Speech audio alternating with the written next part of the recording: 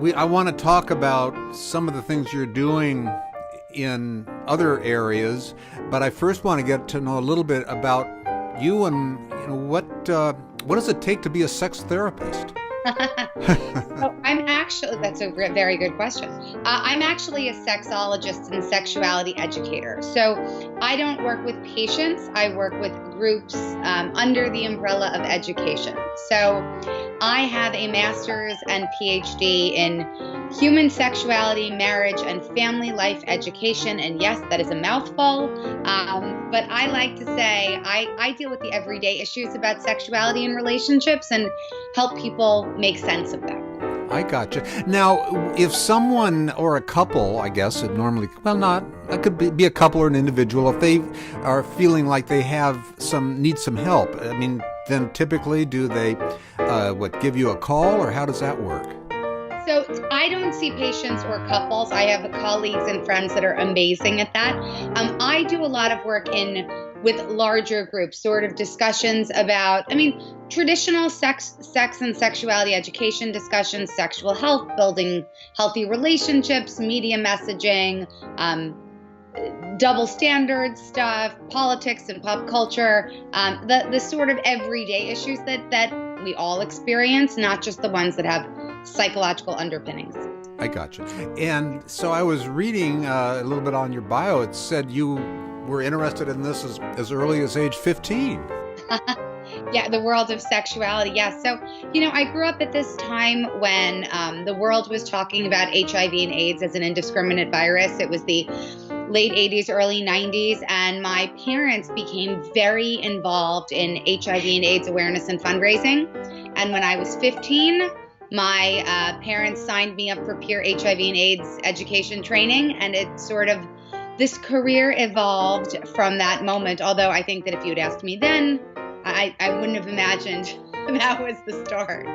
I know back in the day when I was in college, I do remember, this was, the early 70s, when there was the topic of sex therapy. It seemed as though it was probably maybe before that, but that would seem to be the first I really heard of a growing field of specialization. It just it goes to show you that maybe it was a sexual revolution or something, that people started to become more aware of the need or the availability of getting help out there. Yeah, I think so. And we see it more and more today. This project that, this arthritis.com project that I've really had the pleasure of working on really was seeking to do the same thing that the conversations you're referring to did, which is bring to light conversations of sexuality and relationships and intimacy, in a space and area that it wasn't commonly talked about. So I'm a firm believer that sexuality is a huge part of our identity, of our overall health, and you really can't be healthy overall if something in this area is lacking, and vice versa. Even though I think some people try to ignore that or put it aside, it's still an important issue in spite of what people might try to do to avoid that reality. Yeah, yes. Look, I think we hear the word sexuality and assume we're talking about the act or acts of having any and all types of sex, right? It's about behaviors, but sexuality is about everything, right? So our sense of gender and how we express ourselves, the roles we play in relationships, our sexual orientation, our feelings, our, self-esteem, all of those come into that umbrella of sexuality. And those are things that we navigate through pretty much every day of our lives. One of the things in what I do as an editor of a publication that is for people over 50, 55 on up, is the fact that there are certain points in life that we come to where they're more evident, make it more evident of our aging process. And so one of those is very much sexuality. As we get older, I guess you tell me, but our drive tends to dissipate, and then as you get past midlife, maybe dissipates quite a bit more. And but there are I guess emotional and there are physical reasons for that, aren't there? Yes, and it's interesting. I think that we tend to think that drive dissipates, but it's all, there are a lot of components to why our sexual lives change. So yes, we certainly have physical issues that impact, our libido and our sexual function. Chronic illness certainly does it. Blood flow, lack of lubrication, hormone changes, etc. And then there is also, I think, the cultural messages that tell us how they think we're supposed to be or how we're supposed to act, and it almost becomes a self-fulfilling prophecy. And if we don't have the language to speak to our medical providers about our sexual function, about pleasure, about health, especially if we're at a stage of life where either our bodies are either changing or maybe we're with a new partner or dating again and the world sort of looks a little bit different, it's going to be really easy to turn that side of ourselves off because it's easy to do so. And so that makes me, as you suggested, when you're dating, obviously it's different than when you have a regular partner, but that has its own Sure. series of issues. But if you're dating at some point or another, if you have certain physical or emotional limitations, you need to address that. Well, you should try to address that before the moment comes, right? Yes. So I've spent the last year talking to and working with people who have RA and other chronic illnesses. And one of the things that keeps coming up is that this concept of teaching people how to engage in conversations about illness and function with existing partners or even new partners, and just acknowledging that people with chronic illness still have the right to a meaningful and fulfilling sex life, has sort of been unaddressed for a long period of time. And yes, it comes with certain challenges, but it certainly doesn't mean that we're not entitled to have fulfilling, intimate lives. It just is a matter of talking about these issues in new ways and, finding partners who are certainly willing to communicate and are empathetic and, and really care about making the best out of our relationships and not just trying to meet the expectations of a fairy tale, because as we know, nothing really ever follows that path. That's for sure. And again, comparing, some of us live back in our 20s when everybody was hot to go, and there was just a matter of time before that eventually came to pass. However, as you get older, then let's say you're on the dating scene and you have, I think one of your articles talks about the first, second, third date when you address these sort of things. And that would be pretty traumatic in a way for a couple to come to discuss what their limitations are. Yes, I totally get that. And on the flip side, the truth is if you don't take any emotional or vulnerability risk, then you really don't get the opportunity to ever reap any reward, be it physical, sexual, emotional. So there comes a point in time where we have to address the awkward things. But, if we don't do it, then it sort of becomes a bigger issue, and almost like a psychosomatic issue. The bigger this pile that we sweep under the rug gets, the harder it is to manage, right? So, at some point, I think we have to remind ourselves that bodies change, function changes, life changes, and just because magazine articles say that you can have sex and relationships as hot and exciting as it was in your 20s, the reality is life changes and evolves, and there are different types of intimacy that grow. And you know what? It's not supposed to be like it was in the 20s, because that wasn't all perfect either. For sure. And maybe we just need to, even though we've, let's say, passed midlife, maybe we need to grow up and be able to talk about those things. Well, it can't hurt to talk about these things and really just to acknowledge, this isn't a conversation I'm comfortable having, or this is kind of awkward, but, I care about you and I care about where this relationship is going. So I'm just going to own it and say, look, this is, these are the challenges that I have, and I'm hoping that we can find a way to work through them together. But that showing that vulnerability also tells a partner that, they're worthy of this and that you care enough about this, which goes a long way. Yeah, it does go a long way. And and I know you're in a program right now where you address some of these things, and I want to get into that. I also want to talk to you. What do you think is the amount of sexuality for folks who are over 55, 60, 65?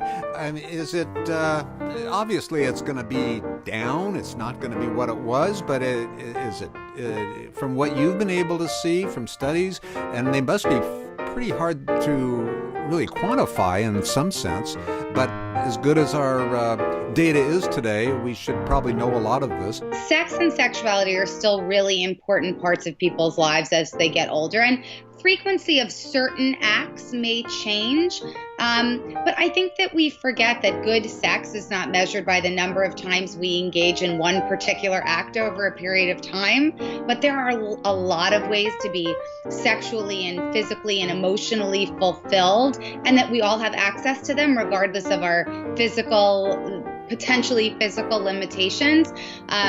The reality is that we see certain rising STI rates in certain older communities, and that's clearly because older populations are still sexually active. They just may not be engaging in protected sex, right? So, things change, yes, but they can still be fulfilling and on our own terms, if we treat our bodies well and, talk to our doctors openly about function and how to navigate through some of the challenges that may occur, and talk to partners about the different things we're willing to experience and try. And it may not just be one behavior. Yeah, and as you say, sexuality is the most important word. Our millennials today have a lot of information and a lot of egalitarian information about sex and relationships. So, some of the challenges they have as they get older may be different, but I do think that we develop as we get older, even with certain challenges, be it illness or function. We do have a better sense of our own voice and what we want out of relationships. And oftentimes, and I don't think we give ourselves enough credit, but we're not willing to sit back with unfulfilling experiences because we know that we don't want to waste time on that anymore, especially if we've had that before. Yeah. And, I was alluding to a little bit earlier about physical and emotional and mental things that start taking place, but in many cases it's just basic physicality and our physical abilities to do things that we couldn't do before. And one of those is an indicator of us getting older. Now, it is not, I guess, always 100% the case, but arthritis seems to be something that is a more commonplace as we do get older. And so that's going to impact sexual relationships. How do you deal with that? Well, look, the nice thing is that there are plenty of ways to engage in a variety of sexual behaviors, right? Good. That's the great thing. And there are, I always laugh when someone says to me, did you read that magazine article about the 400 new ways to have sex? And I said, but just so you know, people have been doing these things since the beginning of time. It's not new, right? I mean, it's never going to be new. But I think there is so much variety. There isn't one way to engage in sex. So people can find positions and use things around them, whether it's pillows or cushions that alleviate joint pain, that make acts of sex more comfortable for people, whether it's injury or whether it's chronic illness or arthritis. I mean, these are realities in life. So the nice thing is there are lots of avenues for us to pursue. It may not be one particular behavior that we used to like in our youth, but that's okay. Yeah. Been there, done that. and that's where a couple has to really go above and beyond what they ever thought they would have to do to be able to communicate. Yes, and that's the thing. We're not mind readers, and even if we've been in monogamous relationships for a long time, as our bodies change, our needs change, our physical abilities change, and the likelihood is that no one is going to get that unless we explain that. Now, tell me, how did the Arthritis Association get focused on this? Well, the nice thing is Pfizer has been working with a community of people who have rheumatoid arthritis and other chronic illnesses, and really asking, what do you think is missing from the information that you get about chronic illness? And one of the gaps or was basically sexuality and relationships. So I've really had the honor and privilege of talking to lots of people about some of the challenges and also some of the opportunities they've seen in this process. And they've given me an opportunity to write a number of blog posts for arthritis.com, really outlining some of the things that I see are maybe potential challenges, but also ways to overcome these challenges in relationships, whether it's because of chronic illness, whether it's because of other issues. But, there is no such thing as easy, smooth sailing in any relationship. It's a matter of finding comfort and the confidence to tackle these issues as they come up, and hopefully these blog posts can do that. So I think there's not a medical route, or it's more or less a verbal communication, working with your partner. Those are the best solutions.